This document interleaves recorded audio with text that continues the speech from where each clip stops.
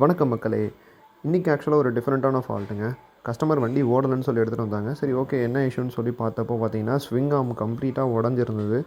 நீங்கள் இந்த வீடியோவில் பார்க்கும்போதே தெரியும். அந்த மேலே இருக்கிற பட்டை சுத்தமாக கட் ஆகிடுச்சு, ஃபுல்லாக துரு ஏறிடுச்சு.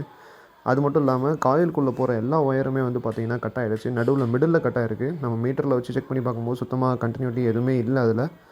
ஸோ அதனால் கஸ்டமர்கிட்ட கேட்டப்போ கஸ்டமர் நீங்கள் எல்லாமே எனக்கு ஃப்ரெஷ்ஷாக மாற்றி கொடுத்துருங்க, திரும்ப இஷ்யூ வராமல் பண்ணி கொடுத்துருங்க அப்படின்னு சொன்னாங்க.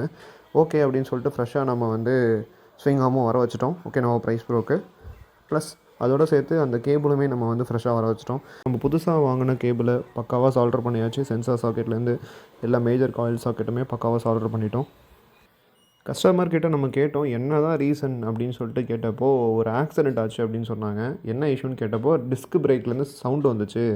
நாங்கள் அதை கொஞ்ச நாளாக கண்டுக்காமல் அப்படியே ஓட்டிக்கிட்டு இருந்தோம். அது ஒரு ஸ்டேஜில் வந்து ஒரு 30, 40ல் போயிட்டு இருக்கும்போது டக்குன்னு பிரேக்கு பிடிச்சிருக்காங்க. அப்படியே லாக் ஆகி நின்றுச்சு. சுத்தமாக எந்த ஃபங்க்ஷனுமே இல்லை, கீழே விழுந்துட்டோம் நாங்கள் அப்படின்னு சொல்லியிருந்தாங்க. உங்கள் வண்டியிலையும் இந்த மாதிரி ரியர் வீல்லேருந்து டிஸ்க் சவுண்டு வருது அப்படின்னா உடனே ஃபிக்ஸ் பண்ணிவிடுங்க. அப்படி இல்லைனா ஏதாவது சீரியஸான ஃபால்ட்டில் போய் முடிஞ்சிடும். உங்களுக்கு எக்ஸ்ட்ரா செலவும் ஆகிடும். அதில் எக்ஸ்ட்ரா செலவானா பரவாயில்ல, நமக்கு ஏதாவது ஃபர்தராக ஆக்சிடென்ட் ஆகி சீரியஸ் இஷ்யூ ஆகாமல் இருக்கிறதுக்கு இது ஹெல்ப்ஃபுல்லாக இருக்கும். இந்த மாதிரி எலக்ட்ரிக் பைக் சம்மந்தப்பட்ட டிப்ஸ் அண்ட் நாலேஜ் தேவை அப்படின்னா மறக்காமல் நம்ம சேனலை சப்ஸ்கிரைப் பண்ணிக்கோங்க. See you on next videos.